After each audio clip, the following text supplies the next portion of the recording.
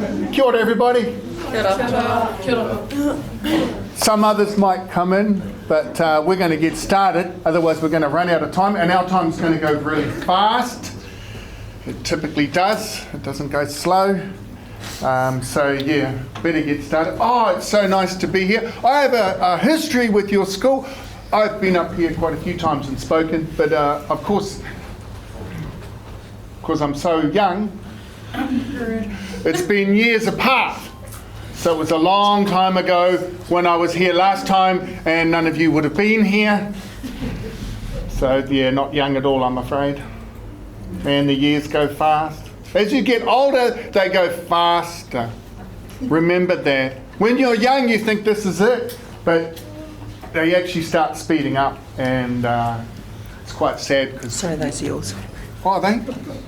Oh, thank you. I'm going to need those. And yeah, the years start speeding up, and it gets faster and faster. It's so nice to be up here. It's very different from where I'm living in Ranui in West Auckland. So I've come up from Ranui in West Auckland. As I was saying before though, my whānau from all around here, right up to Te Hapua, we'll start there, so Ngāti Kuri, and my great-great-grandfather up there, because I was adopted as a pepe into a Māori whānau. Hence my last name is Tipene, or Waitai Tipene, and so my great-grandfather from up there in Te Hapua, Heta Waitai Tipene, travelled down to Dargaville for a woman and set himself up down there, so I connect there too. So Ngāti Whātua Te Uriho. And so I do come up north quite a bit. I haven't been for a while though, so it's really nice to be here, to come up. We set off on, what day was it? I've lost track of the days because already yesterday I visited 3 schools and it becomes a bit of a blur. As you will see today, I put a lot of energy into what I do, and so I get tired at the end of the day and I'm not always remembering where I am. It's okay, I'm all right, don't worry, I'm not losing my memory. It's just, it gets pretty tiring on these trips. I enjoy them, they're great. So I think it was on Tuesday, we headed off from Auckland and came up here. Last night, stayed out by Opanoni, and oh, beautiful out there. They put me in a really nice motel, and right on the waterfront. So I was like, oh man, it was just beautiful, just looking out there, the waves coming in. And last night, when I was in bed, I could hear the waves, and it was just, yeah, it was so nice. It was really, I felt, I don't know, treated really well, so yeah, it was special. Now, I'll start off with my last talk yesterday. There was one question, and it didn't happen. It happened when everybody had gone. So we had, I'd done my talk, and then the teacher that was there come up and asked me a question. She said, Tim, on your website, you said that you were adopted, and that your family that you were adopted to, that was where you got your love. So my childhood was pretty messed up. And then she goes, but then later on you say they abused you. What do you mean? That's a contradiction. Once they gave you lots of love, and on the other hand they abused you. That's a contradiction, Tim. I don't understand that. So I had to say to her, well, you see, when I was adopted, oh, we've got more coming in here. Hi, mate. Oh, sit down.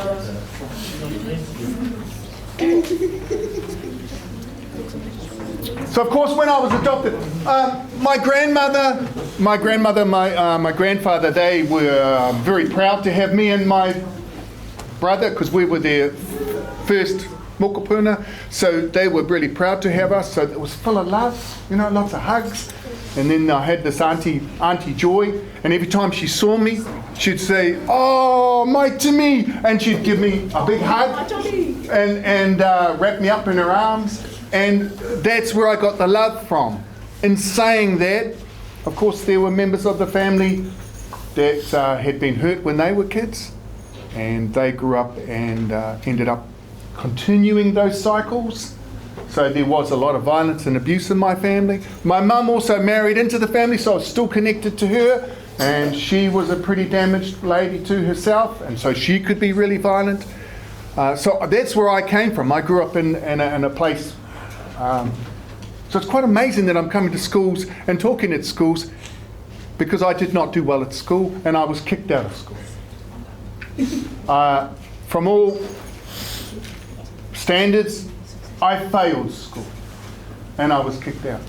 And now I'm an author, an award-winning author. So as you can see, there's a bit of a path there that I had to take to get to this place where you see me at today. Okay? And it's been a long road to get to here. Hi, just a quick word to say that my books, including my latest for children, are available in store and online. You can find a full list of my books at timtepene.com. If you're enjoying my content, don't forget to like, share and subscribe. Thank you for your support. Now back to the video. So at school, I did not do well at all. So when I started at school, as a little fella, I would go to the classroom with all the other kids and I would sit on the mat with them and the bell would go and the day would get started. And as I'm sitting there, I'd look out the window. And because I was different to all the other kids, I was delayed. So I ended up in special classes for everything. So this lady, she would walk across the school, she'd walk into our classroom, she'd look over at me and she'd go, "Timothy, come with me, please." She'd take me by the hand and she would take me across the school into a little room. And in that little room, she would help me with my maths and my reading. So it was special classes. Other times I had to go to the staff room, and in the staff room I had to see a lady who was what you call a speech therapist, and her job was to help me talk properly because I couldn't talk properly. So she would sit in front of me and she would say, "Timothy, Timothy, watch my mouth." And she'd go, "This, then, there, that." And I had to copy her over and over again, making sure I put my tongue in the right position and pronounced TH words correctly. So I did not do well at school. But I quite liked school. So school was, I didn't do well at school, but I liked it because it was a place where I felt safe. I did not feel safe at home. I was petrified of my parents. I thought my dad was going to kill me, to be honest. I was petrified. So as you can see, when you're scared like that, you're not really going to concentrate on the subjects at school. I wasn't sure what was going to happen when I got home or the next day. So anyway, here I am at school, not doing well. One day a new teacher turns up, brand new teacher, straight out of teachers training college. Me and my mate, we ended up in her class. Oh, I like this teacher. I was 10 years old and I was going to marry her. Oh, I like this teacher. And one Saturday, my mate, he turned up to my house. He turned up to my house and he goes, "Hey, Tim, our new teacher, she just lives up the road." I looked at him and I said, "Hey," and he goes, no, man, she does. Our new teacher, she's just living up the road." I said, "Whatever." And he goes, "Come on then, I'll show you." And I say, "Okay." So he takes me up the road. We go up the road and he brings me to this little house. Like it's a 2-storied house, but it's really small. And we're standing there on the footpath watching it. And my mate, he's like, "She lives there, man. You wait, you'll see her." I'm like, "Nah, she doesn't live there." And he's like, No, you wait, man. You'll see her." We didn't see anybody. Now we're standing there. We're watching this house and we get bored, so our eyes start to wander. Now next door to this house is another property, and on that property there is no house, but what there is are these big tall plum trees, and the plums are ready and they're shining bright and red. Me and my mate, we're standing here like this, we're looking around, we see those plums.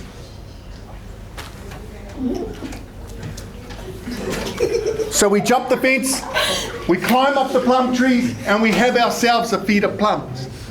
Now we're up there eating the plums. I'm in one tree, he's in another. We're up there eating away, and my mate, he goes, "Hey, Tim, let's pick some plums and take them to our teacher." I'm like, "Hey, that's not a good idea. These are not our plums. What's our teacher going to say if we turn up with plums that don't belong to us? She's not going to be very happy." My mate, he goes, Nah, it's all good, man. She's cool. She'll like it." Okay. We get out of the plum trees. We get our tops. We turn our tops in like this, so we're like that, and we fill them up with plums until we're like this. And we walk to the back of the property. There's a gap in the fence. We go through the gap. Now we're behind the house. So we turn around, walk up to the back porch. We get up to the steps. My mate, he goes up the steps. He goes up to the back door, knocks on the door.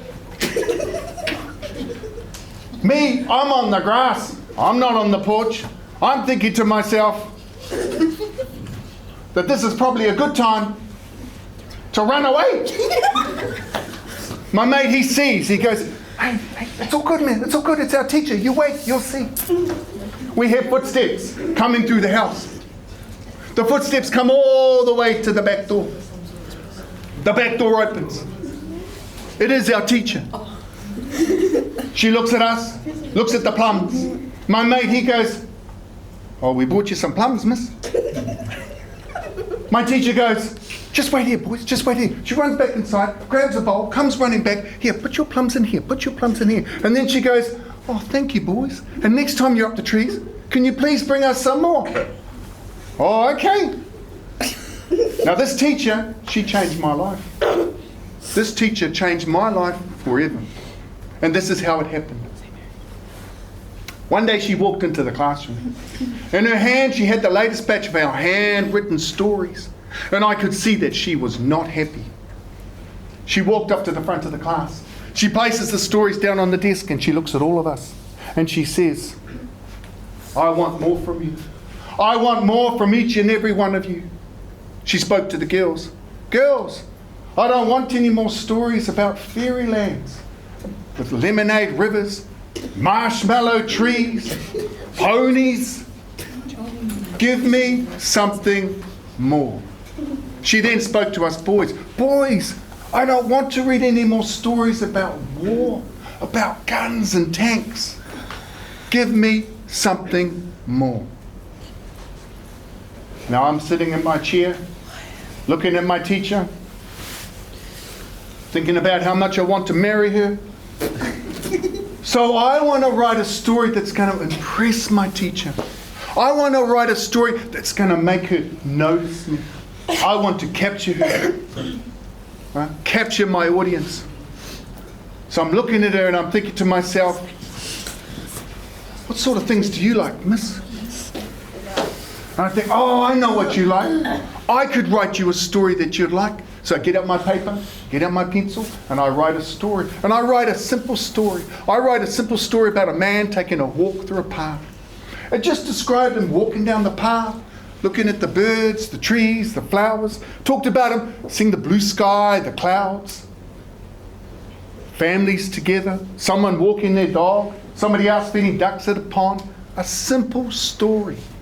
My story finished with the man coming out of the park to where he could see the ocean. Put on my last full stop. Get up from my chair. I'm feeling pretty confident. I take my story. I go over to my teacher's desk. My teacher's sitting there. She's marking our maths books. She sees me coming over. "Just put your story there, please, Timothy." So I put my story there on top of the others. and I go sit back in my chair and I forget all about it because I'm a kid and there's too many other things to think about. Next day at school, my teacher goes up to the front of the class. She looks over at me. Timothy, come up to the front, please. I'm like,